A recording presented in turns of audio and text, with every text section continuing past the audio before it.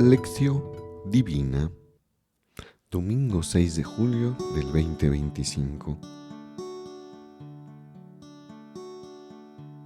Señor Jesús, envía tu Espíritu para que Él nos ayude a leer la Biblia, en el mismo modo en el cual tú has leído a los discípulos en el camino de Emaús con la luz de la palabra escrita en la Biblia.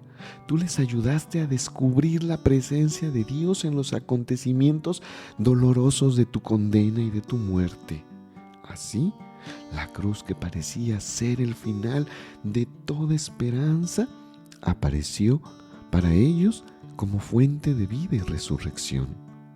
Crea en nosotros el silencio para escuchar tu voz en la creación y en la escritura, en los acontecimientos y en el silencio, para escuchar tu voz, sobre todo en las personas, en los pobres, en los que sufren. Tu palabra nos oriente a fin de que también nosotros, como los discípulos de Emaús, podamos experimentar la fuerza de tu resurrección y testimoniar a los otros que tú estás vivo en medio de nosotros como fuente de fraternidad, de justicia y de paz. Te lo pedimos a ti, Jesús, Hijo de María, que has revelado al Padre y enviado tu Espíritu. Amén.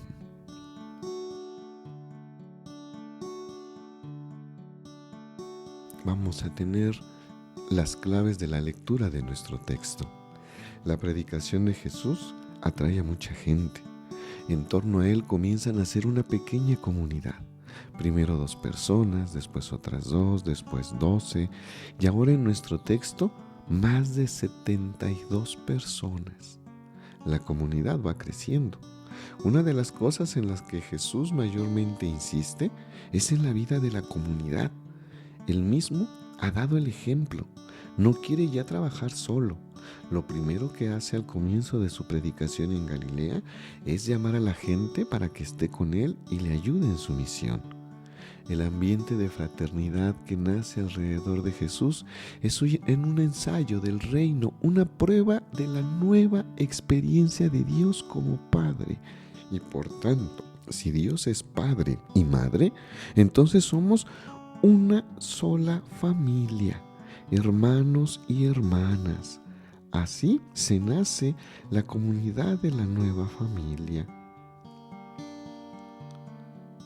El Evangelio de este domingo nos enseña las normas prácticas para orientar a los 72 discípulos en el anuncio de la buena nueva del reino y en la construcción de la vida comunitaria. Anunciar la buena nueva del reino y reconstruir la comunidad son 2 caras de la misma medalla. La una sin la otra no existe y no se entiende en el curso de la lectura del texto. Trata de descubrir este lazo que hay entre la vida en comunidad y el anuncio del reino de Dios. Vamos a dividir el texto en algunos versículos, pero antes vamos a leer el texto. Después de esto, designó el Señor a otros 72 y los envió por delante de 2 en 2 a todas las ciudades y sitios a donde él había de ir, y les dijo: la mies es mucha y los obreros son pocos.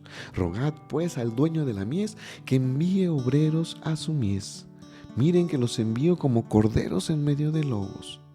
No lleven bolsa, ni alforja, ni sandalias, y no saluden a nadie en el camino. En la casa en que entren, digan primero: la paz en esta casa. Y si allí hay un hijo de la paz, un amante de la paz, el deseo de la paz reposará sobre él. Si no, se volverá con ustedes. Permanezcan en la misma casa, coman y beban de lo que tengan, porque el obrero merece su salario. No vayan de casa en casa. En la ciudad en donde entren y los reciban, coman lo que les den. Curen a los enfermos que haya y díganles: el reino de Dios está cerca. En la ciudad en que entren y no los reciban, salgan a la plaza y digan: sacudimos sobre ustedes el polvo de nuestra ciudad que se ha pegado a nuestros pies. Saben de todas las formas que el reino de Dios está cerca. Les digo que en aquel día habrá menos rigor para Sodoma que aquella ciudad. Regresaron los 72 y le dijeron alegres: Señor, hasta los demonios se nos someten en tu nombre. Él les dijo: Yo veía a Satanás caer del cielo como un rayo. Miren que les he dado poder de pisar sobre serpientes y escorpiones y sobre todo poder del enemigo, y nos le podrá hacer daño. Pero no se alegren de los espíritus que se les someten. Alégrense de que sus nombres estén escritos en el reino de los cielos. Hagamos un momento de silencio orante.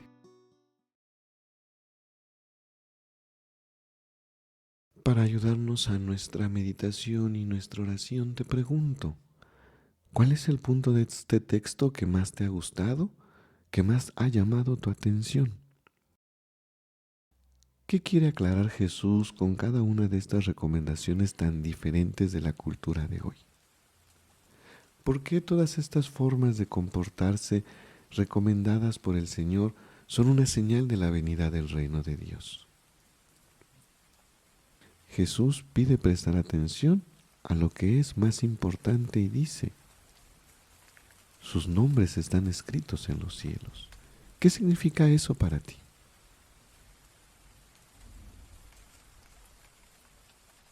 Profundicemos un poco en nuestro texto. La misión. Jesús envía a los discípulos a lugares donde precisamente Él debe de ir. El discípulo es el altavoz de Jesús, no es dueño de una buena noticia. Jesús los envía de dos en dos. Así favorece la ayuda mutua, y así la misión no es individual, sino comunitaria. Dos personas representan mejor a la comunidad. Hay una corresponsabilidad. El primer deber es el de orar para Dios que envíe operarios. Todos los discípulos de Jesús deben sentirse responsables de la misión. Por esto deben orar al Padre, por la continuidad de la misión. Jesús envía a sus discípulos como corderos en medio de lobos. La misión es una tarea difícil y peligrosa, y el sistema en el que vivían y en el que todavía vivimos era y continúa siendo contrario a la reorganización de la gente en las comunidades vivas. ¿Quién como Jesús anuncia el amor de una sociedad organizada a partir del egoísmo individual y colectivo? ¿Será cordero en medio de lobos? ¿Será crucificado? El compartir. El compartir de los discípulos no debe andar de casa en casa, si no permanecen en la misma casa. Esto es, deben convivir de un modo estable, participar en la vida y en el trabajo de la gente del lugar y vivir de aquello que reciben en cambio, porque el operario merece su salario. Esto significa que deben tener confianza en el compartir, y así, por medio de esta nueva práctica, ellos rescatan una de las más antiguas tradiciones del pueblo de Dios, criticando una cultura de acumulación que marcaba la política del Imperio Romano y anunciaba un nuevo modelo de convivencia humana.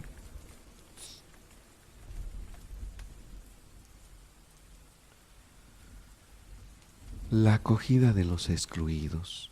Los discípulos deben ocuparse de los enfermos, curar a los leprosos y echar a los demonios.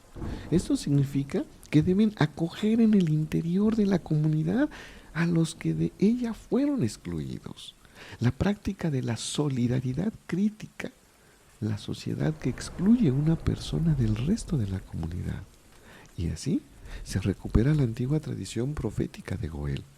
Desde los tiempos más antiguos, o la fuerza del clan o de la comunidad se revela en la defensa de los valores de la persona, de la familia y de la posesión de la tierra, y concretamente se manifiesta cada 7 veces, 7 años, en la celebración del año jubilar. Sacudirse el polvo de la sandalia. ¿Cómo entender esta amenaza tan severa? Jesús no ha venido a traer una cosa totalmente nueva. Ha venido a rescatar los valores comunitarios del pasado. La hospitalidad de compartir, la comunión en torno a la mesa, la acogida a los marginados. Esto explica la severidad contra aquellos que rechazan el mensaje. Pero ellos no rechazan una cosa nueva, sino su pasado, la propia cultura y la sabiduría. El programa de Jesús de los 72 discípulos tenía la finalidad de excavar de la memoria, de rescatar los valores comunitarios de la más antigua tradición, de reconstruir la comunidad, de renovar la alianza y de rehacer la vida y así hacer de modo que Dios se convierta de nuevo en la gran buena noticia para la vida humana.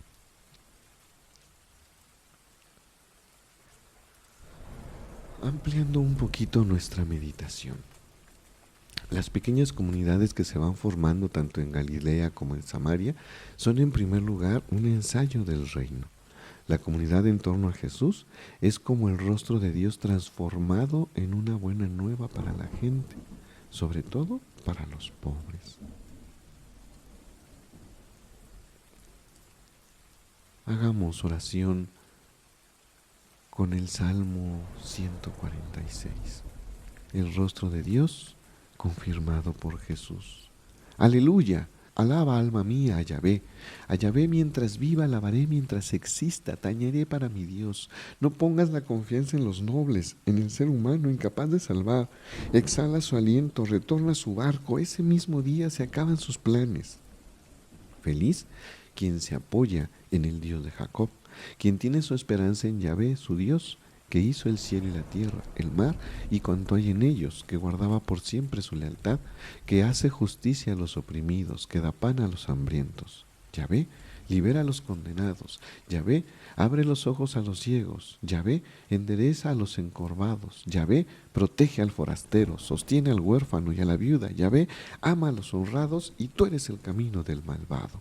Yahvé reina para siempre, tu Dios, Sión, de edad en edad. Oración final. Señor Jesús, te damos gracias por tu palabra que nos ha hecho ver mejor la voluntad del Padre. Haz que tu Espíritu ilumine nuestras acciones y nos comunique la fuerza para seguirlo, lo que de tu palabra nos has hecho ver. Haz que nosotros, como María tu Madre, podamos no solo escuchar, sino también poner en práctica la palabra. Tú que vives y reinas con el Padre, en la unidad del Espíritu Santo, por todos los siglos de los siglos. Amén.